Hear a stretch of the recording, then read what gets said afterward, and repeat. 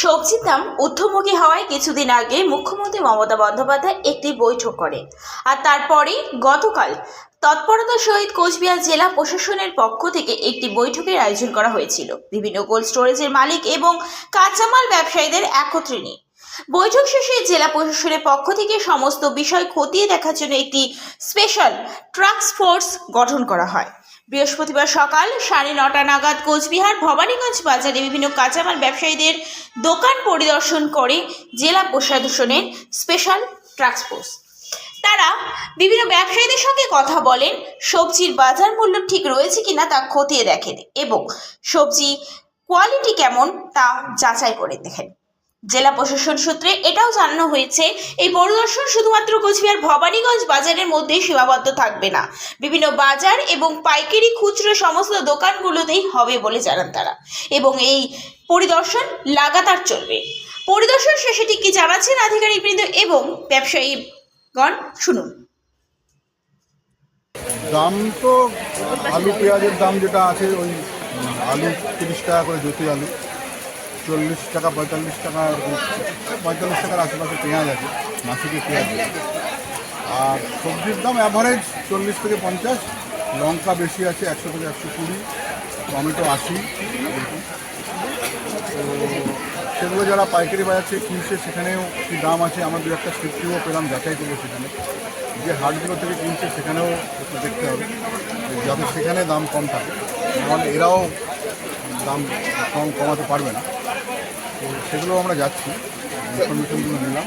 আশা করি মানে ওই হাটগুলোতেও যাবো আমরা, আশা করি দাম কমবে।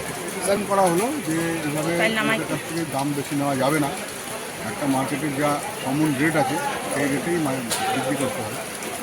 এরপরেও যদি তারা করে তাহলে কোনো ব্যবস্থা হবে। অভিযান কি লাগাতার চলতে থাকে?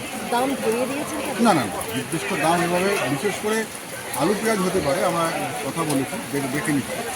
কিন্তু সবজির তো একটু ভ্যারি করে পরিবেশ পরিস্থিতি অনুযায়ী, যেটা কমনলি সারা জায়গায় যে দাম হওয়া উচিত যেই সময় অনুযায়ী, যোগান অনুযায়ী, তার থেকে বেশি কেউ না নেয়, এটাই আমাদের কাজ।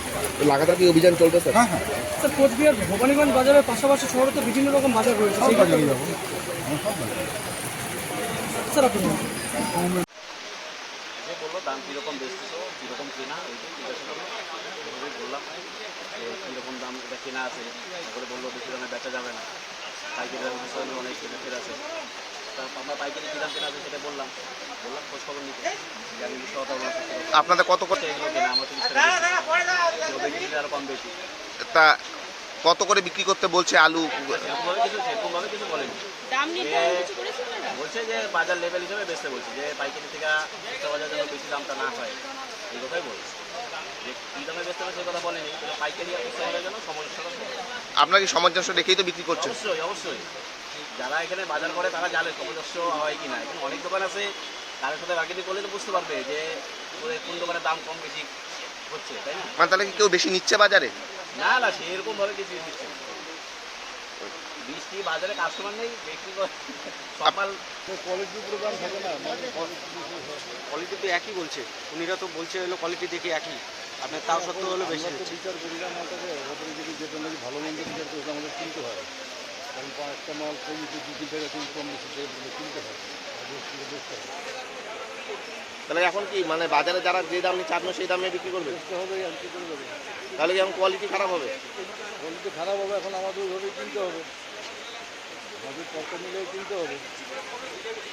ঠিকঠাক কমেনি এখনো বাজারে। আজকে আমরা একটা বাড়িতে একটা অনুষ্ঠানের জন্য আমি কিছু কাঁচামাল নেওয়ার জন্য এখানে এসে সকাল সকাল সব পাইকারি দোকানে। এখনও যে কাঁচা লঙ্কা এখনও 100 টাকা কিলো, আর আপনার পেঁয়াজ এখনও চলছে 45 টাকা কিলো, রসুন তো চলছে, মানে সব আগার ছোঁয়া যারা দাম এখানে চলছে।